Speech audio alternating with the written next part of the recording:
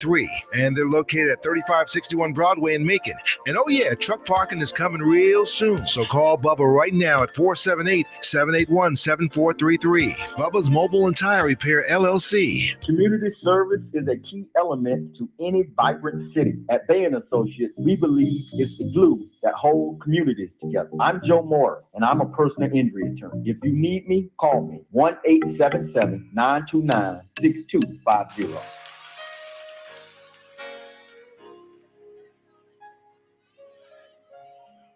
The race is not given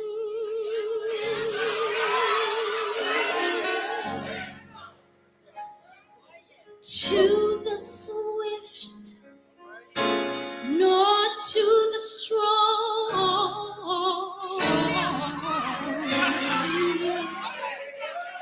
but to the one that endureth until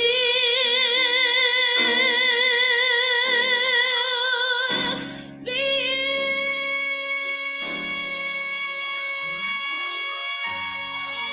end. There'll be problems, and sometimes you walk alone. But I know that I know that I know things will work out. Yes, they will, for the good of them.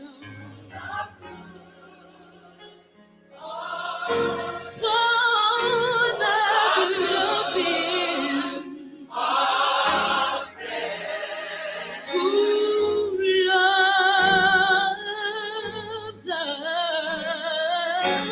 No.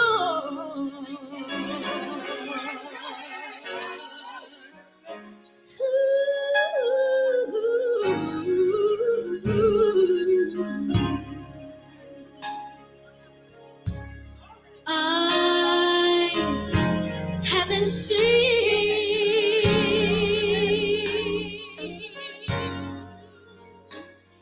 and neither have its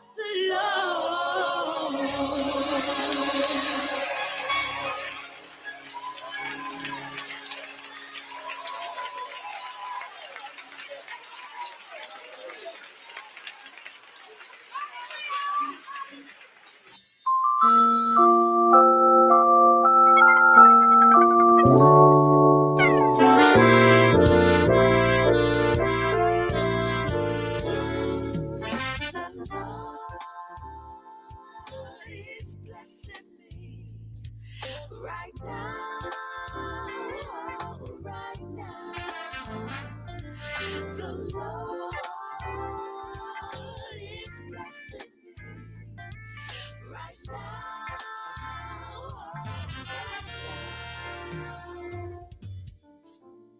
You woke me up this morning and clothed me in my right mind. Didn't let me sleep too late. You woke me right on time. Oh, yes, you did. Don't you know the Lord is blessing me right now, right now. Don't you know He's blessing me? He's blessing me. Yes, He is. Right now, right now. Woke me up this morning, clothed me in my right mind. Lord, you didn't let me sleep too late. Lord, you woke me right on time.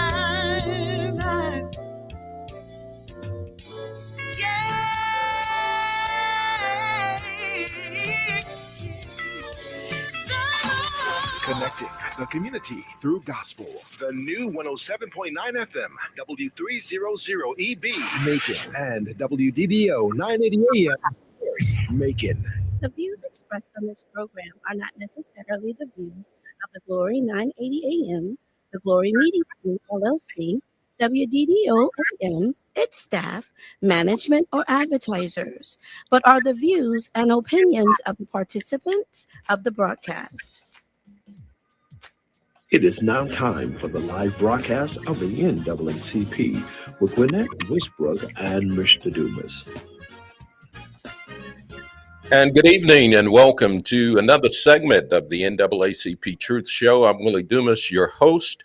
I'll be joined by Skype by Gwen Westbrooks. And so we're certainly happy to have you join us today and have a lot of exciting information to share today. We have a special guest that will be joining us by telephone. They're probably waiting in the queue right now.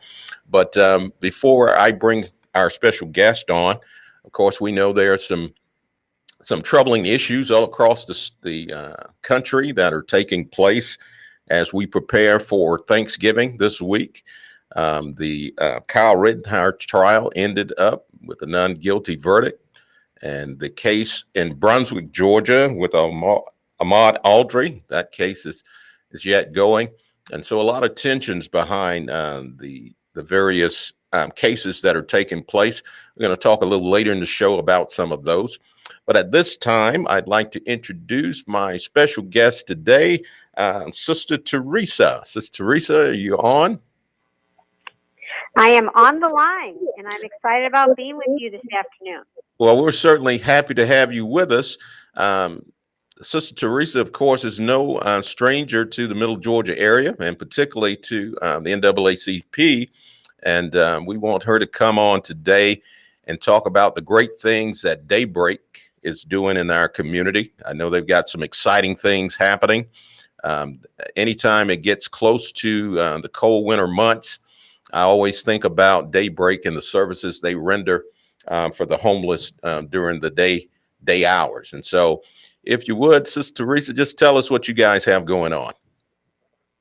Well, you know, so many times people say all the crazy things that are happening in the world, and you just cited some of the unforgivable things that are happening in our world. But, you know, this time of the year, every day, I see the amazing things that are happening in our world because the community of Macon really, really has a heart. Yesterday we had our Skydog concert in Central City Park, and we received so many donations for Daybreak. It was incredible just to see person after person come into the park and bring their little treasures with us. And so that it is really incredible. And it's just this time of year that I really, I just give thanks to God for Absolutely. just every volunteer, every donor, every participant, because here at Daybreak, like when you look at Thanksgiving and you see the horn filled with all the fruits and the vegetables and all the tables just filled, a lot of times I feel that here at Daybreak because each person gives their gift, whether it's a participant helping another person navigate through the streets, or it's a volunteer, or it's the donors that come to our door. It's just amazing. Absolutely. And I know you guys are thrilled to death when people donate because you give so much to the community. And when you do so, I know your supply and demand becomes an issue at times because there's certain times of the year when people are not giving as much as they do this particular time of the year. And that does affect the services that you guys are able to provide. Am I correct? It is. Actually, when you think everybody thinks it's wonderful that we do laundry and we do showers and we do breakfast and all that hot cup of coffee you just got to have. And all that comes in from donations.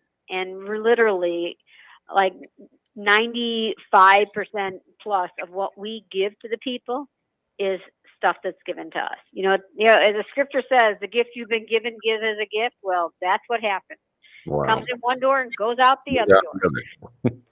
And I do know that you guys need volunteers all the time because I've had the opportunity to come by and see those volunteers at work. And, people, volunteers are just that. They're volunteers. They don't get paid for the things they do. And yet they have a hunger and a thirst to provide and help in any way that they possibly can. And I know during COVID, in particular, you've had probably some shortfalls with volunteers. We have, and people, this is the time everybody's making their little Christmas list, their Hanukkah list, whatever list. And the top on my Christmas list is more volunteers here at Daybreak. Literally, volunteers make the world go round. Absolutely. And if you walked in the doors of Daybreak right now, in the morning at 7:30, when people come in our front door, the first person that greets them is a volunteer that signs them in at registration. And when they're signing in at registration, they say, I want a shower. And who greets them at the shower table? A volunteer. Wow. They sign up and they say, I need my laundry done. Today was a really rainy morning and people, you just hate cold, rainy mornings because everything gets wet. Who takes their clothes and washes them? A volunteer in the laundry. And then, of course, as they go through the breakfast line, who's serving them their coffee? Who's serving the food? A volunteer. Today, we weren't able to open our computer lab because we didn't have enough volunteers. A couple volunteers called in, so the staff were working the laundry and the shower table, so we couldn't open our computer lab because we didn't have a volunteer. And so all of those places. Yeah, go ahead. Didn't want to interrupt you, but I did want to mention about that computer lab. That's a very important resource that you guys provide in that people are able to connect with the Social Security Administration and the unemployment agency and different places that they wouldn't have access to otherwise being out on the street. Is that correct? That's exactly correct. You are right on target as usual. And we have 3 computers and we also have 3 phones. So it's where people can come in and make those calls that are necessary.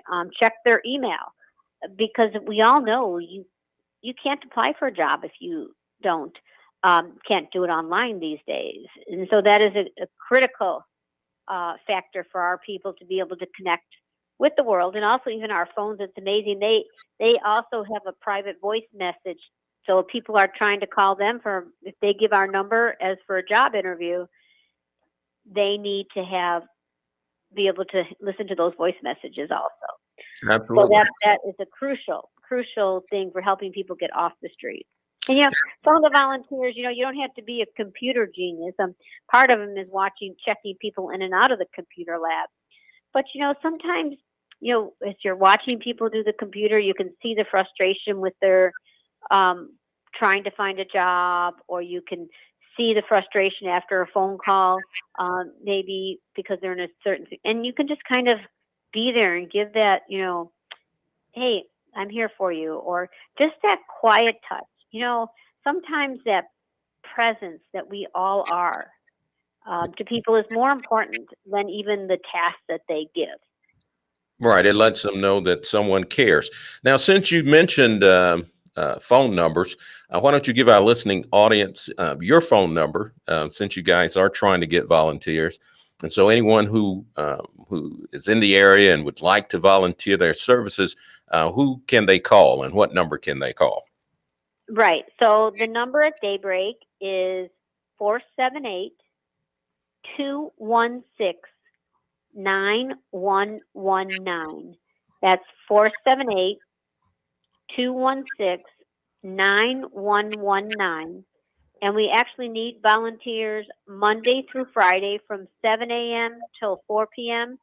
and on Tuesdays from 9 a.m. to 4 p.m. And usually what happens is every Monday at 9 a.m. we have volunteer orientation.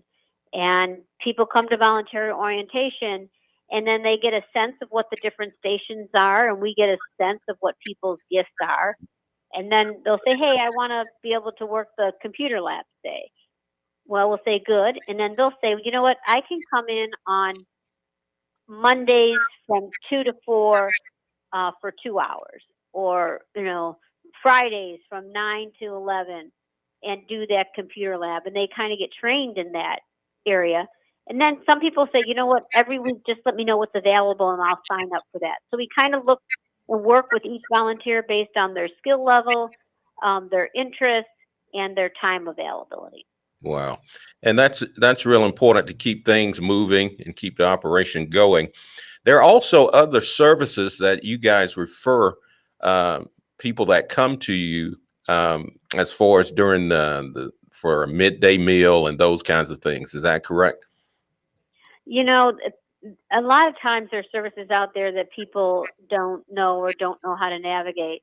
So a key part of what Daybreak is linking them to services that are in the community. We try really hard not to duplicate what's happening. So like if someone's coming in and needing an ID, you can't get into an apartment, you can't get a job, you can't cash a check if you don't have an ID. And you they can't just rolling on the street. You can't vote. Yes, we got to vote. So we'll work with Loaves and Fishes to help get them an ID. A lot of times people are coming and visiting our clinic and they're having medical issues, and we work with First Choice Primary Care. We work with the 2 Health Atrium and Piedmont. We work with some of the specialists to try to get people the skills and the sources that they need to we work with St. Vincent de Paul to help people get their medication. So whatever their needs are. And then, of course, with case managers, as you're trying to get people housed, our case managers are always talking to the different agencies out there or the different landlords, talking to the labor department about jobs and communicating that information. And this time of year right now, so many people are providing Thanksgiving meals for our people on the streets. We got those flyers up and say, hey, be there at this time. You'll get your Thanksgiving meal. So communicating what's happening is key. And I know you guys have some special projects. I was reading through some material, and you don't have to go in depth, but you can tell them about this new housing project. I think it's called Central Park. Is it Central Park Housing? Right. Yes. Central City Housing, and it's in partnership with the Macon Housing Authority. And I'll give the whole details on December 6th when we really launch the campaign. Absolutely. For the funds to build that. But right now, everybody says there's not adequate affordable housing in Macon. just isn't safe, affordable housing. It scares me when I hear what people say goes on in some of these places where they live. Wow. And so with the housing authority, we will be doing 82 units of housing. 16 of those will be for people who are chronically homeless. The rest of them will really be for people who are low income. A lot of times our people that work downtown can't live downtown because of the cost of that. Wow. And so it's affordable housing. And then the other part, which I'm really excited about, is will be this health clinic where we have respite beds, medical respite beds. We'll have 12 beds.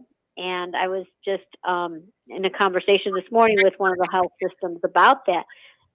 Like, we have a person just 2 months ago that was doing the lawn for somebody, and he amputated his toes. Oh my goodness. And he had surgery, and then he was discharged. And we every day dressed his foot, every single day. At first, he had a towel over his head when this first happened. He couldn't even look at it. And finally, we helped him to look at it, and we helped keep. This might just be a little too gooey. You know, I'm a nurse, so I get into this gooey talk. But Wow. slowly, we continue to heal. If he doesn't have a safe place, he'd been a perfect place to go to the respite, so he could have safely healed. Like, we made it happen, but it's not as easy. And there's nobody here that has not themselves or had a friend or somebody go into the hospital and they're discharged, and you're like, they can't be discharged. Well, they can be discharged home with home health care. But what happens when you don't have a home to go to?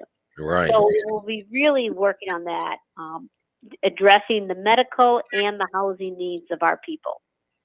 Yes, because people in transit, in particular, you know, sometimes they're not easily identified because many of them are in the workplace. They're serving in restaurants. They're working in various capacities, and when they leave their jobs, they don't truly have a home that they can call home, but they are able to function daily, providing for themselves and in many cases for their families. You know, we don't realize the people we interact with and what they go through on a daily basis. Some of the people that we see in the stores and restaurants. I'll never forget one. It was a couple years back when the river really flooded high, and I was working on a Saturday, even though we were closed. And there was a knock on the door, and they're like, "Sister, I know you're not open now, and I can't come in for services now." She said, "But the river totally flooded my tent out. It flooded all my clothes out. And I have to be at the Waffle House to work at 4:00, and I have nothing I can wear that's not drenched. Can Wow. we please do our laundry?" So I'm like, okay. So we broke the rule that day, and she came in, and but to me, to have somebody that had and she said I could share her story, but to say that they had their whole place, every one of their belongings totally underwater. They scooped them up, found a way to get them washed in time for her to get in her uniform and get to work. Wow. That's dedication. And I'm sure when she got there, nobody she cared for that day or served knew what she went through just to get to work. And that shows the power of what you guys are able to provide to the community. You know, it's hope for a lot of people in so many different ways, and we certainly applaud you guys for all the effort that you put forth to make certain that homeless individuals have a place they can go and a place they can count on for services they otherwise would not be able to have rendered to them.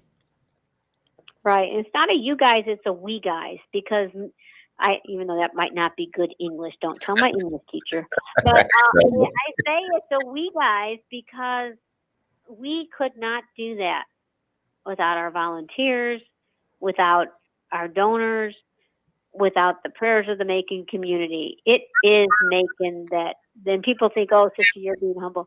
But literally, God provides through the people of Macon. And I am so proud of the heart and the caring of the Macon people because the we's guys do it together. But if you want to, one thing, observe and I'm very much more sensitive than I used to be about this. Observe when you're driving down the street. And I'll tell you, if you see, I mean, this is NAACP, right? Let's talk real facts. If Yeah. you're driving down the street, and a lot of times you see a white person that's out there walking, they're walking for exercise.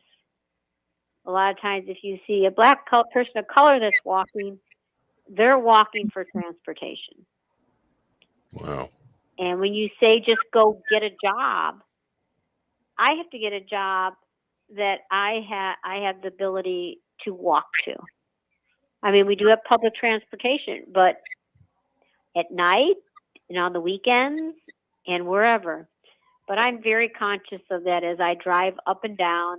And maybe because I'm a walker, I love to walk. Every morning I do my walk, and it just kind of centers me and it focuses me. But I walk for that reason. Our people walk. I just got back. Actually, I had to stop by at First Choice Primary Care to drop off some of their mail there. And I was there. One of our participants was coming out of an appointment. And he said, "Oh, sister, are you going back to Daybreak? Can you give me a ride?" I'm like, "Sure." Now, this is a man who's living at Salvation Army, but he's got respiratory issues. And for him to walk from First Street down to Daybreak, It's almost like, impossible. oh my God. He said, "I got here, but I wasn't sure I was going to be able to make it back to Daybreak." And I actually, one of my other staff members was supposed to go to First Choice, and I'm like, "Oh, I'll drop that off for you." And I'm glad I did, because yeah, just watch who's walking and why they're walking. Wow. And when it comes to those particular services that you guys offer, I looked at what had transpired with COVID, when COVID first hit this area. And I thought about the fact that with COVID being the way it was initially, and not a whole lot of information as to, how it could be spreaded, how did that affect you guys as far as the services that you were providing to the community? Well, I'm a healthcare provider, and I started off in my nursing career when HIV was blooming. And you know what? When you're nursing and healthcare, the show must go on. So I sat here and said with our team, the show must go on. We have to figure it out. There is a way to serve and to be safe. But it could not be the same as it was. So initially, we had to keep our staff safe, our volunteers safe, and our participants safe.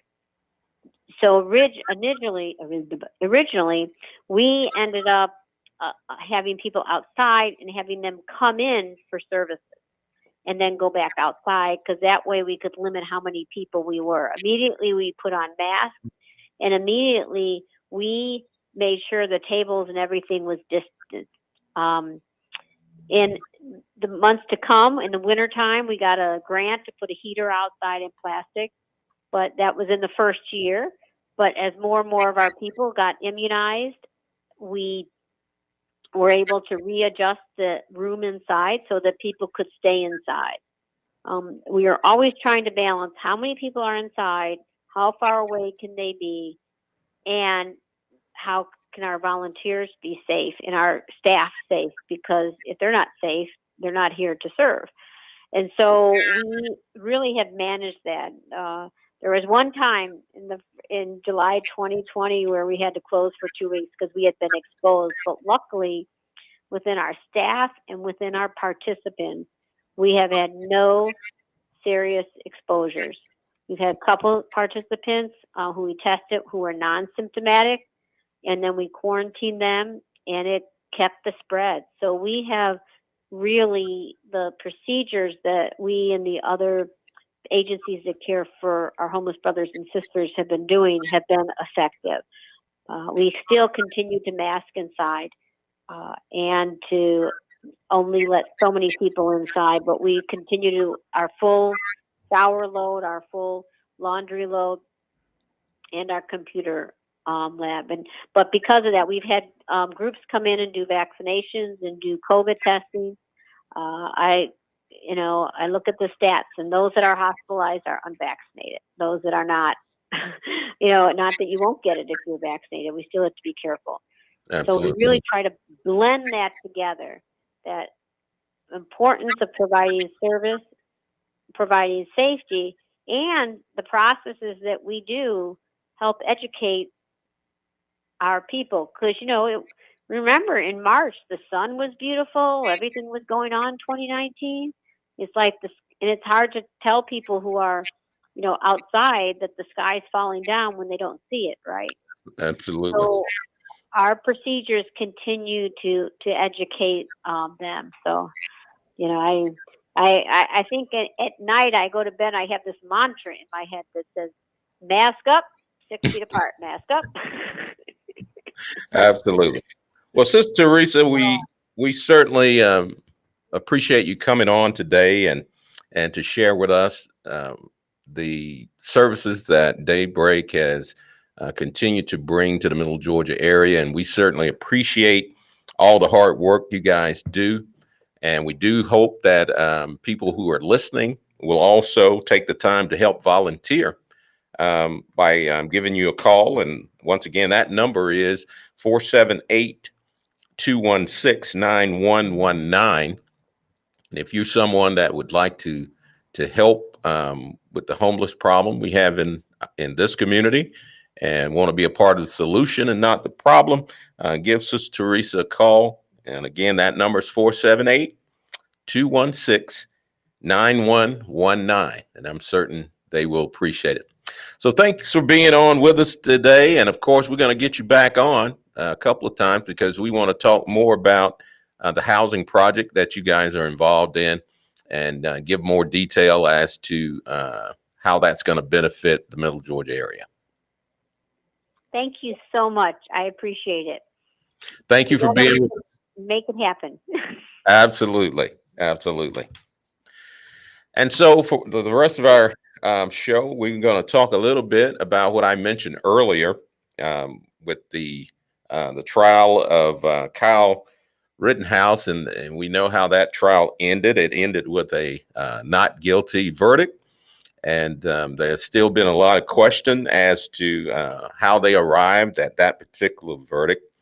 And so if you like to chime in on that discussion, you can give us a call here at the radio station. That number is 478-250-1444. Once again, that number is 478-250-1444. We'd love to hear your comments on that particular case. So we've gone all the way from Georgia to Wisconsin, and I think a lot of other people are, paying close attention to all the other trials that are taking place across the country. We know that the state of Georgia is focusing on the case down in Brunswick, Georgia, the Ahmaud Arbery case. And understand there was a lot of controversy behind that. And so we want to just make sure that, we are aware of what's going on in our community, and that if there's a part that we can play in helping to eradicate discrimination and injustices, that we should do so. Also, Thanksgiving is this week, and we do hope that you will have a safe holiday. That I know everybody's gearing up and getting those turkeys and hams and mac and cheese and all of those fixings that make Thanksgiving a very festive time, that you're getting those things together.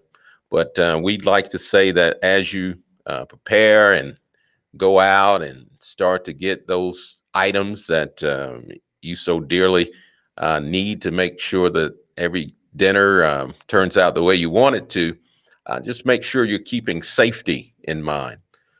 There's still a lot of robberies that are happening across Middle Georgia, and also violence as well. And so we have to be very observant of our surroundings. Make sure if you're going, take someone with you. 4 eyes are better than 2, of course. And so you do want to take those precautions to make sure that that we're being safe. We have a lot that's happening in Middle Georgia. We're almost into the year 2022, and we want to make sure we make it to that year. And so we got to do things that's going to keep us safe and keep us protected. And for those of you who are enjoying a great meal, make sure you remind yourself that not everyone is having a joyous meal.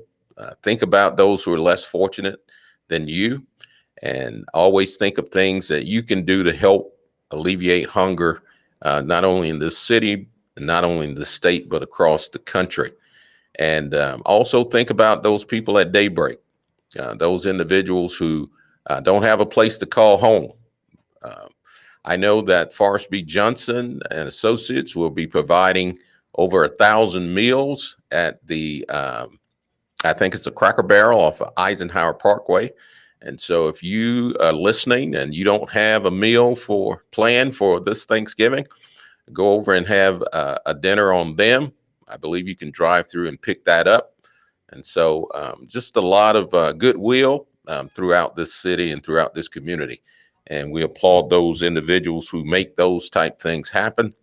And we certainly thank all of you for listening to our show. And we hope that the information that we give you can use. Thank you. Until next time, have a great evening. And Mr. Dumas, come join us next Monday at 4:00 p.m. on 980 WDDO. The views expressed on this program are not necessarily the views of the Glory 980 AM, the Glory Media Group, LLC, WDDO AM, its staff, management, or advertisers, but are the views and opinions of the participants of the broadcast. Woo!